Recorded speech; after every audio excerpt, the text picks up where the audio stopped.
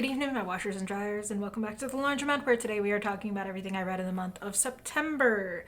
If you don't recall, for September, my theme was S. It's like a Sesame Street episode where all the books brought to you today are by the letter S. And the first book that I read in the month of September is Silence by Shusaku Endo. So this is a novel that is about two Jesuit priests who go to Japan during the time of the shogunate when religion outside of the norm was not really accepted. They're going to Japan to see if their mentor is still there. They think he has apostatized himself, and they're going to see if those rumors are true, A, and B, if he's still there, get him to come back to the fold. It's that simple.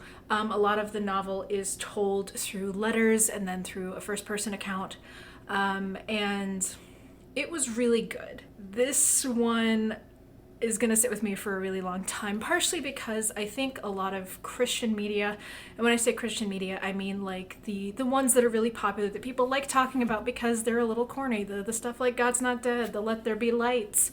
They don't like engaging with these hard questions. They say they do, but all of these questions that are asked in those movies are answered by the end of it. There's nothing for the audience to engage in because the audience is a very limited scope. And Shusaku Endo, by being a Japanese Catholic, has kind of a very interesting place in this whole discussion, and the book really explores those themes in a really deep way. The novel takes a very interesting look at the place of Judas in the story of Christ, what it means to betray the cause, is there a higher good involved in all of that, all mixed in with a very healthy dose of Catholic guilt.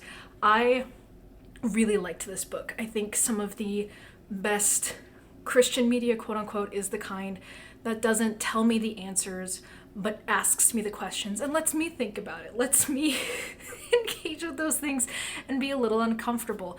I think a lot of popular Christian media doesn't want us to be uncomfortable, and so they're like, we have everything wrapped in a nice little bow, everyone's saved by the end, there are no hard questions to ask, but this one does. Very much enjoyed it. Very interested to read other things by Shusaku Endo. I wrote down, I think it's called Volcano. That's the next one of his that I'm looking for. But I really liked this one. If you like philosophical literary novels, this one's up your alley. After that, I read Spellslinger by Sebastian de Castell, and the whole time, I don't know if any of you like improv theater types played the game Gunslinger, which is basically zip zap zap with extra steps. No, Gunslinger may be yeehaw. We called it both things, but anyway. Gunslinger was the only thing I could think of when reading this book. But this book is about Kellen, who lives in this society where having magic is the norm. And if you don't have magic, you're ostracized. Magic is hereditary, and he is on the cusp of facing his first duel and becoming like a member of society. But the only problem is he has no magic, which makes him the black sheep of his own family. And it's rough, but he meets a woman who agrees to show him a different kind of magic. And while pursuing a way to gain magic, he stumbles upon some interesting things about the overall makeup of his society, what the values are, and some of the hidden conspiracies that lay therein. There are some books that are fine. They're well written, they're well put together, they clearly follow a 3-act structure, or they are clearly written with passion and enjoyment by the author. I could tell that Sebastian de Castell really, really is into this story, and Kellen has a very strong voice. He's a good protagonist. I just couldn't get into it. Like, I felt no emotional connection to it, which ended up being kind of a theme for this month. There's absolutely nothing wrong with it. It's just not for me. I will say the fact that the mentor is a woman who is older than the protagonist, really liked that. The fact that we weren't doing like he's a chosen one of a sort and she was supposed to be the chosen one, but now has to train him. The fact that we avoided that completely, I'm really into. You don't often see teenage boy and adult woman combinations and things, and I like that we kind of got that angle for the first time, at least in my reading experience. But yeah, if you are of the Brandon Sanderson persuasion, this is probably something you would enjoy, because of the way the magic works in it, the way that magic is kind of specialized and you have a magic that you are connected with the most, probably up your alley. This just wasn't for me. But there's a lot of books in this series. There's up to 4 on the back, and I'm pretty sure I saw number 6 just out in the wild. So if this is up your alley, you have a dearth of content to go through. But yeah, that was Spellslinger. After Spellslinger, I read Sunland Ascends by Josiah Bancroft, which wins the Cool Prose Award for the month. They're cutting down trees outside. Can you hear?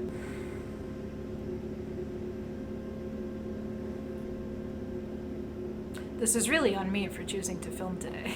I don't know, we'll pretend it's white noise for now. So this one wins the Cool Prose of the month because the way Josiah Bancroft has written some of these phrases are just so cool. I was reading line after line out loud because of how descriptive and evocative Bancroft's writing was.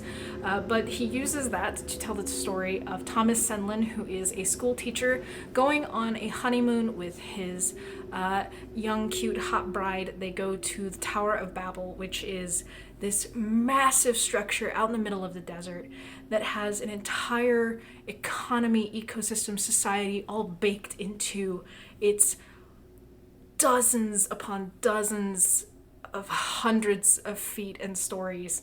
And they get off, they go into the bazaar to start their journey to make it all the way up to the top, and he turns around and his wife is gone.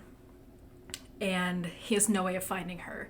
And so he starts asking locals. He starts trying to figure out how he can find his bride, because he has his guidebook. They followed all of the instructions, but they just missed the one that was like, hey, it's really easy to lose people. Don't lose your traveling companions. And he has to find her. And along the way, he realizes who he is not enough to find his wife. He, the mild-mannered, nerdy, awkward school teacher, is not enough to find his bride. And the Tower of Babel is going to change him into a man who is capable of finding her. And there's a lot of change that has to happen. Alice in Wonderland is a very popular work to reimagine because it is a very vague concept. It is, or in some ways it's a very simple concept. Girl goes on journey, goes back home. And this book, more so than any other remake I have seen, captures the feel of Lewis Carroll's original book.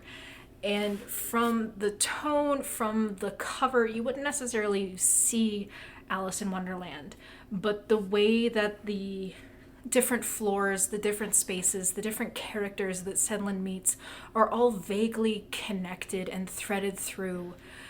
Babel is a kind of wonderland. From the whole floor that is just one big theatrical production, and everyone has a physical script and costume, and you're just supposed to play this part, to the shipyards and the docks, to all the people he meets, the characters who get way into the theater stuff, painters, eccentric billionaires who have stolen portraits from said painter. There's so much going on, but it all still follows the same thread of Senlin trying to find his wife and trying to stay true to himself. The tower eats people alive. It sucks them in and keeps them there for so long. So yeah, I had a fun time. I don't think I'll be reading any of the sequels because, again, this is the first one. I'm glad I read it. There's, again, so many beautiful phrases written in the text. Josiah Bancroft is very good at the prose side of things. So if you're looking for kind of a new take on Alice in Wonderland, definitely check this out. It was definitely a cool read. I'm satisfied with one book, and I can call it there. After that, I read Siren Queen by Nghi, which is about Lu Li Wei, who wants to become a movie star in the kind of Silver Age, or the 1930s.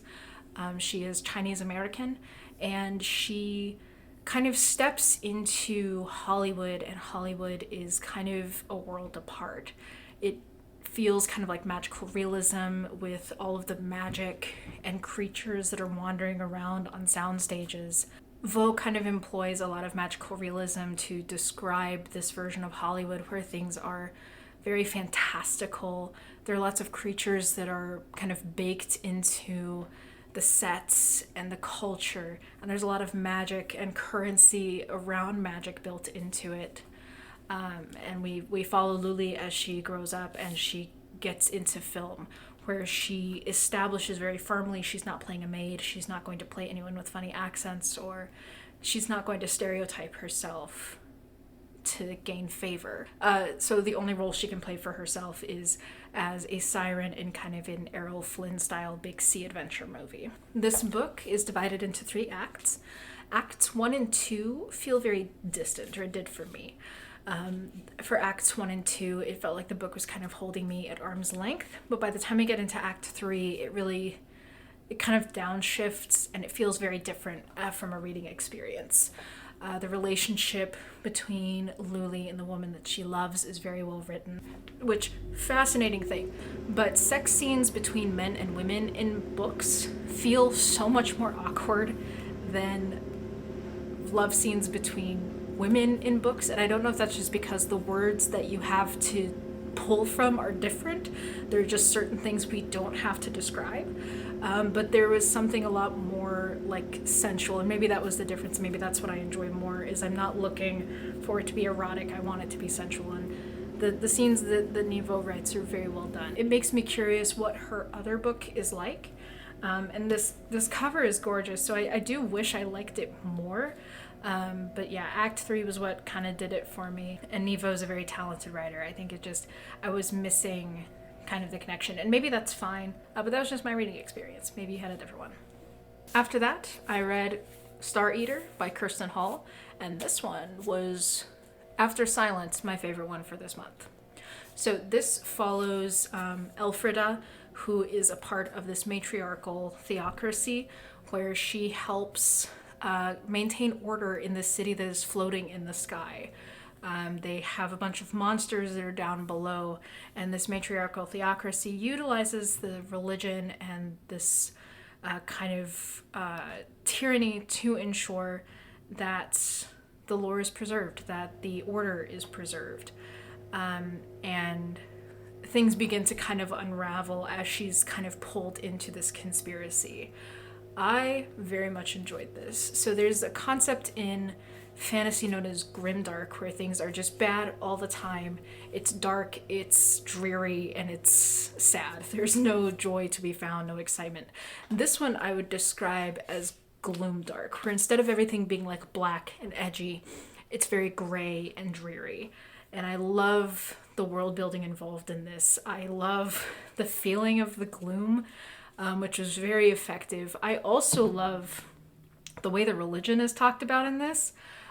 It's kind of a morbid, cannibalistic sense of religion, where the magic of this whole order is preserved through cannibalism. It's really well done, and I love that the book really leaned into that grotesque sentiment and that morbid way of doing things. I like the concept of lace, where lace is what they use for their magic. They weave the lace, they use it to grab things and pull things, bind things. It's a very neat approach to everything. Another thing that I was thinking about, and this may just be because I missed any of those descriptions, but for a book that's largely a female cast, there's only like a handful of male characters, we spend very little talking about appearance. And that to me is cool because it shows the mundanity of the society being built around women. Part of it too is we don't have any outfits to describe. Once we get the basic uniform of everything, we have all of these events and parties, but we don't spend time talking about like the clothes that we're wearing. We're not talking about how pretty other characters are. That's not baked into the text, which I did enjoy. A thing that I guess I disliked is they talk about the character being hot-headed and having a temper. But that didn't come through as much for me.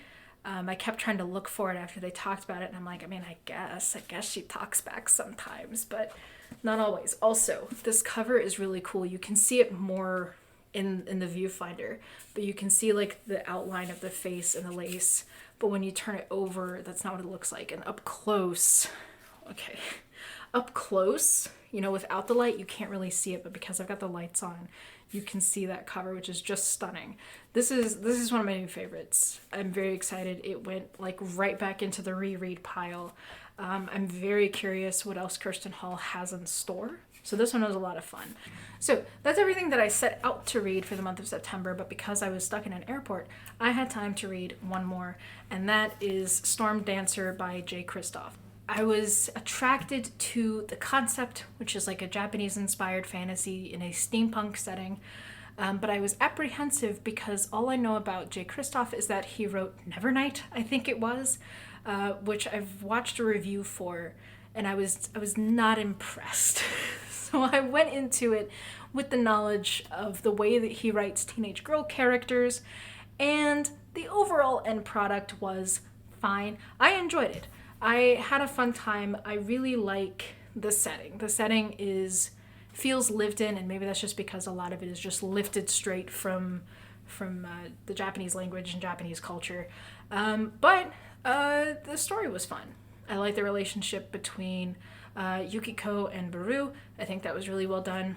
There are a couple of things that are dumb. The villain literally almost becomes a puppy kicker. We avoid that, so, you know, kicks puppies subverted, but that was weird.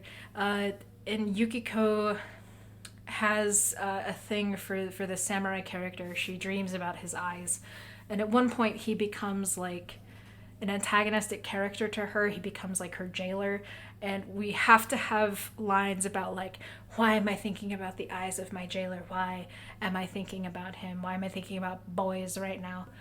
But overall, it's really, really well done. The action is fun. The setting is cool.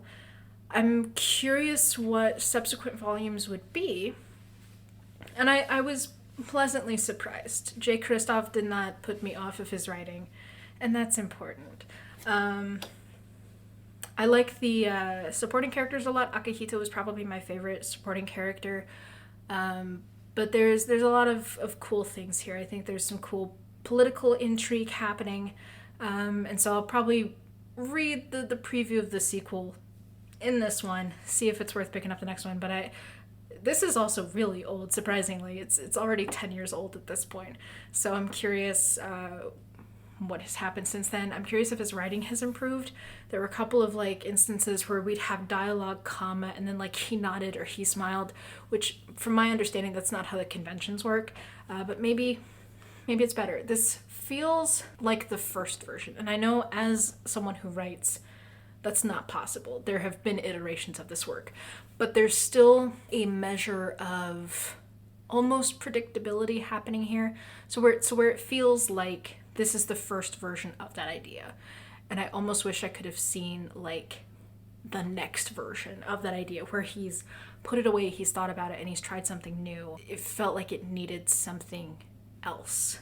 But overall, I had a really fun time. That is everything that I read for the month of September. Of course, now it is October, which means obligatory spooky season. And I've got some titles that kind of fit into that. So let's talk about what I'm going to read next month. Vicious by V.E. Schwab. I have already started it because I started it in the airport. Her Majesty's Royal Coven by Juno Dawson. I'm really excited about this one.